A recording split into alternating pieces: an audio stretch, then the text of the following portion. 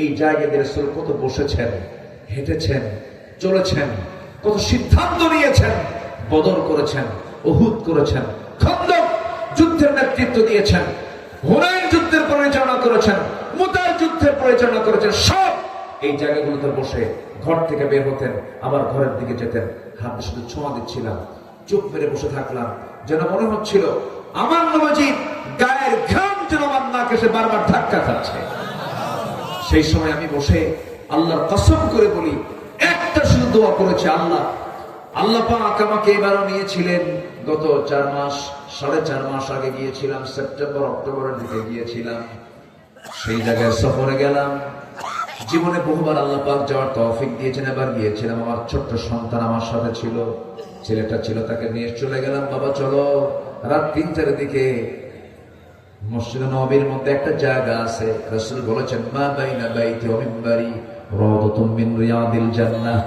আমার ঘর এবং আমার মিম্বার, আমার ঘর এবং আমার মিম্বার এর মাঝের যে অংশটুকু, এটা হলো জান্নাতের টুকরা। জোরে কোন সুবহানাল্লাহ। আল্লাহ আপনি সবাইকে যাওয়ার তৌফিক দিন, জোরে বলি আমিন। পৃথিবীতে দেশের বাইরের যে প্রথম সফরটা যেন সবার জন্য মদিনা হয়, সবার জন্য যেন মক্কা হয়। আল্লাহ কবুল করুন, জোরে বলি আমিন। কারণ আমার কলিজার চেয়ে প্রিয় মানুষ হচ্ছেন মুহাম্মদ সাল্লাল্লাহু আলাইহি ওয়াসাল্লাম। দেখার শখ হয় না? দেখার শখ হয় তো? আল্লাহ কবুল করুন।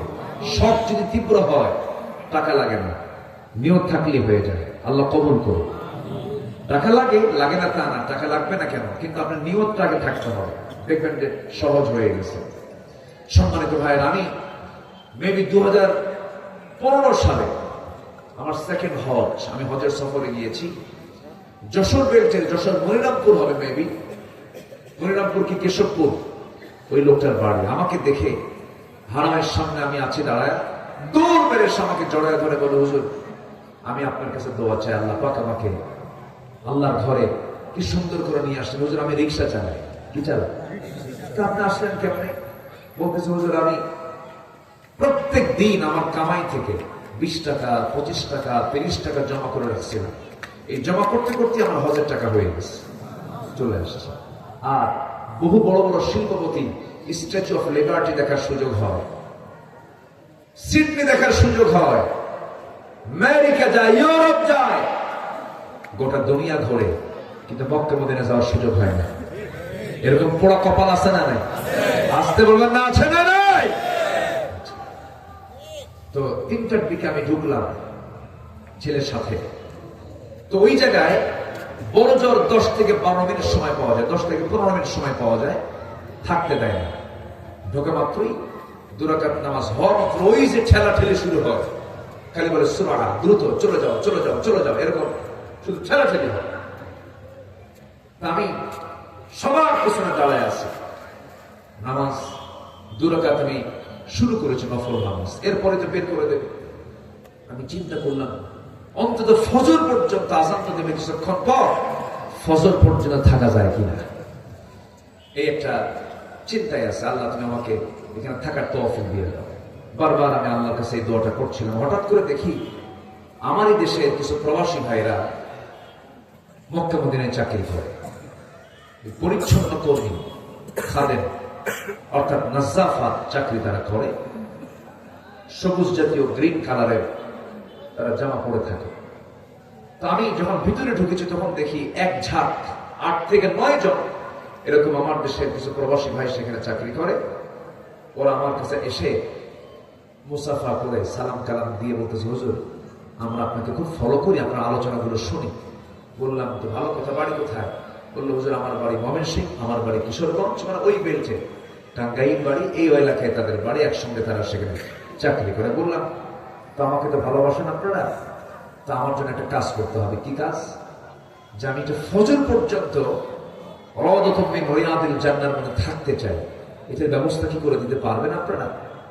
তা আমার দেশের মানুষ কিন্তু অন্তত কিছু না পারলেও তেল মারতে পারে। কিন্তু কি মারতে পারে বলেন তো? তেলটা মারতে পারে, খুব তেল বাস, পাম্প দিতে পারে।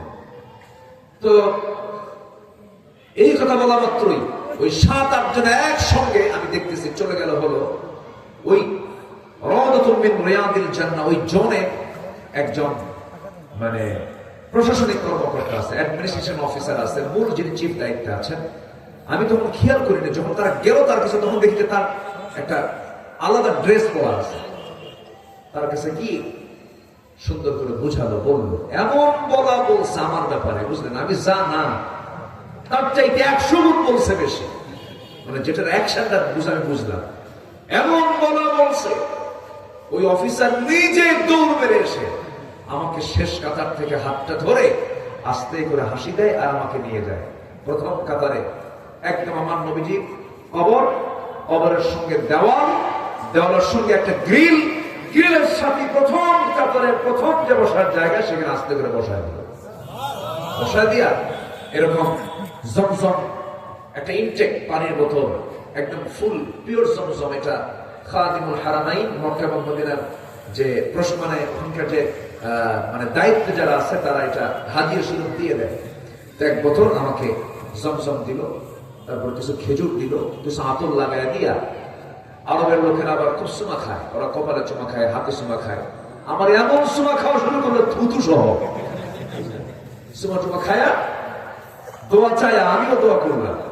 এরপর ওখান থেকে চলে গেল, আমি সামনে বসলাম। আমার বামে শুয়ে আছেন মুহাম্মদ সাল্লাল্লাহু আলাইহি ওয়াসাল্লাম এবং আমার ডানেও কেউ নাই। সামনে ফাঁকা, প্রথম কাতার, তো সামনে কোনো লোকও নাই। সামনে শুধু কিছু বই টই আছে, কিছু আল্লাহর কালাম কোরআনটা কিছু ওই পাশে সেখানে ঝুলানো আছে, রেখে আছে। সামনে কেউ নাই। আমার বামে রাসূল শুয়ে আছেন, আর ডান দিকে তাকালি দেখতে পাচ্ছি আমার নবীজির মিম্বার, যেখানে তিনি দাঁড়িয়ে খুতবা দিতেন। মেম্বার দেখি আর বামের পাশের দেওয়াল দেখি, আর দেওয়ালের সাথে একটা সামান্য ফাঁকা দেখি। ওই ফাঁকা দিয়ে আমার নবীজির কবরের হালকা হালকা একটা দৃশ্য আমার চোখের সামনে এসে বারবার চোখের সামনে এসে ধাক্কা খাচ্ছে, বারবার দেখছি। আমি আমার দুটো হাত দিয়ে বারবার শুধু ওই জায়গাগুলো আমি বুলাচ্ছি আর ভাবতেছি, আহারে এই জায়গায় রাসূল কত বসেছেন, হেঁটেছেন, চলেছেন, কত সিদ্ধান্ত নিয়েছেন, বদর করেছেন, উহুদ করেছেন, খন্দক যুদ্ধের নেতৃত্ব দিয়েছেন, হুনাইন যুদ্ধের পরিচালনা করেছেন, মুতার যুদ্ধের পরিচালনা করেছেন। সব এই জায়গাগুলোতে বসে ঘর থেকে বের হতেন, আবার ঘরের দিকে যেতেন। হাতে শুধু ছোঁয়া দিচ্ছিলাম, চুপ মেরে বসে থাকলাম, যেন মনে হচ্ছিল আমার নবীজির গায়ের ঘাম যেন আমার নাকে এসে বারবার ধাক্কা খাচ্ছে। সেই সময় আমি বসে আল্লাহর কসম করে বলি, একটা শুধু দোয়া করেছে, আল্লাহ কোন জমিন আমার মৃত্যু হবে জানি না, কোন জমিন আমার মৃত্যু দিবা তুমি আমি জানি না, তবে যেদিন মৃত্যু হবে তার একটা দিন আগে তুমি আল্লাহ আমাকে মদিনায় পৌঁছায় দিবা। আমি যেন মদিনায় আসি, আমি যেন মদিনায় যেন শুইতে পারি, নবীর পবিত্র নগরীতে যেন আমার মৃত্যুটা হয়। আমি এই দোয়াটাই শুধু একটা দোয়া শুধু সেখানে করে আসছি। আমার ক্ষুদ্র গবেষণায় আমি যতটুকু স্টাডি করেছি, সকল সাহাবীর মর্যাদা পৃথিবীতে সবচেয়ে বেশি কেন জানেন? সকল সাহাবীর মর্যাদা পৃথিবীতে সবচেয়ে বেশি হওয়ার এক নম্বর কারণ হলো প্রত্যেক সাহাবী তাদের কলিজার চাইতে রাসূলকে বেশি ভালোবেসেছে। আমি আপনাকে আজকের এই বরকতময় রাত্রিতে শুধু একটা আমল আমি আপনাকে মেসেজ দিয়ে যাচ্ছি, একটা আমল আপনার নিজের জীবনে ট্রিট করবেন। সকল কিছুর চাইতে যদি রাসূলকে আমরা বেশি মহব্বত করতে পারি, নবীর দল যদি করে যেতে পারে, আল্লাহর কসম আপনি জীবনের স্বাদ পাবেন, এমন স্বাদ পৃথিবীর কেউ পাবে না। আল্লাহ পাক রাসূলকে নিজের জীবনের চাইতে বেশি মহব্বত করার তৌফিক দান করুন।